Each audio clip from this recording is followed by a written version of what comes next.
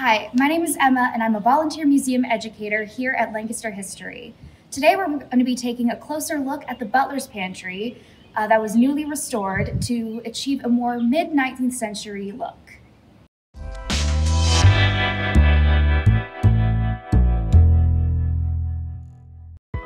If you've been following along on our Instagram and blog, you may have learned about some of the reasonings behind the restoration work.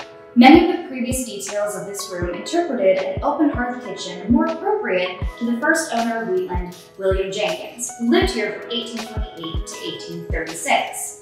James Buchanan, who lived here from 1848 to 1868, understood this room as a buffer zone between the kitchen, located in the basement, and the dining room, located next door to the Butler's Pantry. Since Wheatland achieved its significance as the home of our 15th president, James Buchanan, we strive to interpret the rooms of the mansion as he would have understood it. Let's look at some of those details now. One of the biggest aspects of our restoration project was the fireplace. In order to restore it to mid-19th century working order, we had to put plaster on all the exposed brick, remove the wooden pegboard, and fit a wooden mantelpiece over the fireplace. This mantelpiece is based on what mantelpieces would have looked like during this time period. We used images and such to help us.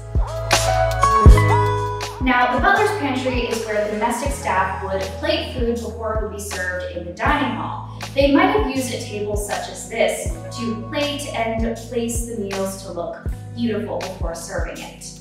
They might have also used this room to keep food warm in the oven behind me before it would be served out in the dining hall. They could have also used this room to heat up a pot of hot water to make coffee, chocolate, or tea. Now, the actual cooking was done in the kitchen, which was in the basement, right beneath me. And the food we brought up through the winder stairs up to this room. Now, before the restoration took place, this room was in a bit more of an open kitchen concept, which would have suggested that food was served over an open fire here. But with the restoration project, we now have it more in 19th century working order and what it would have looked like during Buchanan's time. The next part of our restoration project was reinstalling some cabinetry to match the rest of the cabinetry as well as the hardware pieces from the time period. This entire set of cabinetry was installed by Harriet Lane after she inherited the house after her uncle's death in 1868. But not only was she installing cabinets, she also had a dumbwaiter installed. Now, this dumbwaiter would have been used to help bring food up from the kitchen to the Butler's Pantry, so you would no longer have to go up and down the stairs. The dumbwaiter only goes from the kitchen to this room here. And also, thanks to our restoration project, we now have it in working order, which I will demonstrate to you right now.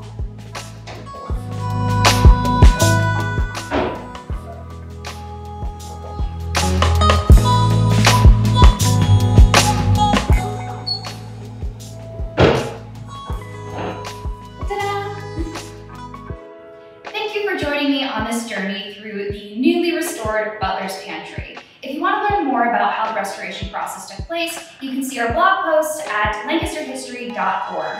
Or you can come see the room in person. Thank you again. Bye!